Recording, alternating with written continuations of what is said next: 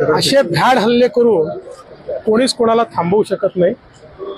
आणि मला असं वाटतं की ज्या प्रकारची राजकीय संस्कृती आणण्याचा प्रयत्न महाराष्ट्रामध्ये काही लोक करतायत, निश्चितपणे त्यांची निराशा ही त्यातनं आपल्याला पाहायला मिळते। ठीक आहे, आता जी घटना घडली आहे त्याच्यावर योग्य कारवाई आपण करू। दिनांक 24, 25 आणि 26 पुण्यामध्ये एक अतिशय भव्य असा डिफेन्स एक्सपो हा महाराष्ट्र सरकारने आयोजित केला आहे।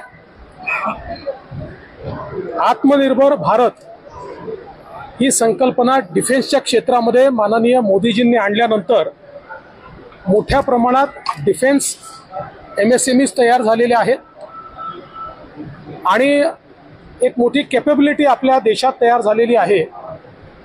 अशा सगळ्या संस्था आणि त्यासोबत आमच्या तीनही सेनांच्या कॅपेबिलिटीज याचं प्रदर्शन त्या ठिकाणी असणार आहे।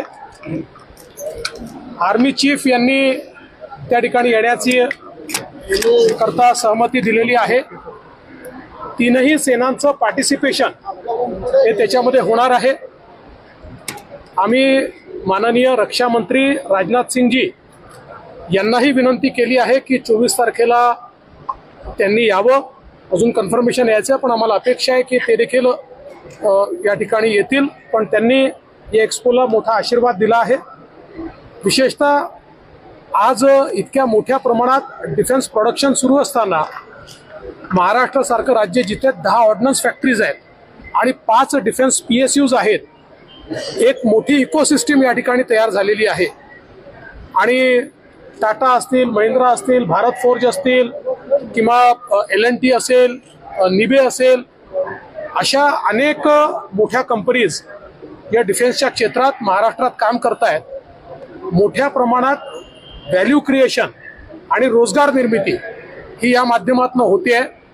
आणि म्हणून ही सगळी इकोसिस्टीम आज महाराष्ट्रात असताना या एक्सपोमुळे खूप मोठ्या प्रमाणात उद्योजक आपल्याकडे येणार आहेत, गुंतवणूक देखील या ठिकाणी वाढणार आहे आणि विशेषतः प्रोडक्शन करणारे आणि खरेदी करणारे म्हणजे आर्म फोर्सेस या दोन्हीचा एक प्रकारे एकत्रित अशा प्रकारचा कार्यक्रम या ठिकाणी होतोय।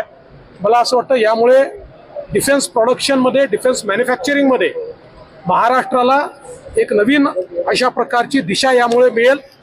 आणि पुण्यामध्ये विशेषतः आपल्याला माहिती आहे मागच्या काळामध्ये एक मोठी इकोसिस्टीम तयार झाली आहे, ती अधिक आपल्याला दृढ कशी करता येईल आणि आता ज्या काही नवीन इंडस्ट्री येत आहेत त्या महाराष्ट्रातच कशा येतील असा हेतू याच्या पाठीमागे आहे। सन्माननीय मुख्यमंत्री महोदय देखील उद्घाटनाकरता याच्या उपस्थित असतील।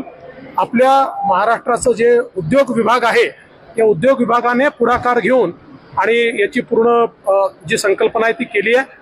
आणि आमचा प्रयत्न आहे की MSMEsच्या संदर्भात डिफेन्स मॅन्युफॅक्चरिंगमध्ये आजपर्यंत झालेल्या एक्सपोमधला सगळ्यात मोठा एक्सपो हा आम्ही करण्याचा प्रयत्न करतो। सर, म्हणजे पुण्यात पण हल्ला झाला होता पत्रकार निखिल वागळेंवरती।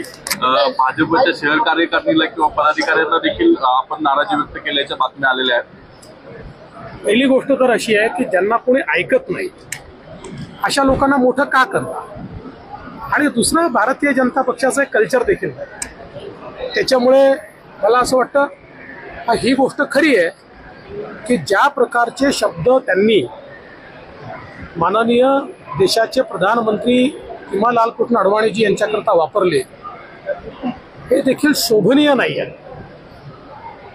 म्हणजे एकीकडे असे शब्द वापरायचे आणि दुसरीकडे मोठ्या मोठ्या गोष्टी करायच्या हे योग्य नाही आहे। तथापि भारतीय जनता पक्षाच्या कार्यकर्त्यांना माझं नेहमीच सांगणं असतं की आपण कायदा हातात घेऊ नये आणि ज्या लोकांना कोणी ऐकायला येत नाही त्यांना विनाकारण मोठं करू नये। CEN न्यूज, देश प्रदेश की ताजा तरीन खबरों के लिए CEN न्यूज को सब्सक्राइब करें और रहें पल पल की खबर से हर पल बाखबर।